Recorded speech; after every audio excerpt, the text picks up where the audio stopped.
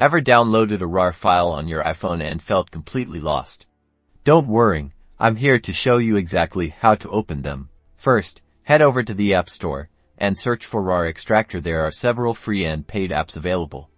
I recommend RAR File Extractor as a good, reliable option. Tap Install and once it's downloaded, open the app. You'll likely need to grant it access to your files, so tap Allow or OK when prompted. Now, to open your RAR file, you'll need to import it into the app. Go to your Files app, locate the RAR file, tap the share icon. It usually looks like a square with an arrow pointing up, and then select RAR from the list of apps. The app will then extract the contents of the RAR file. You'll see a list of the files contained within. You can now tap on each file to view or save them individually. Alternatively, you can use cloud storage like Google Drive. Upload your RAR file to Google Drive, then tap on the three dots next to the file name, select Open with, and choose an unzipping app like Zip Extractor. Google Drive can handle most RAR files using this method. Once extracted, you can then save the individual files to your iPhone's local storage for easy access, and that's it.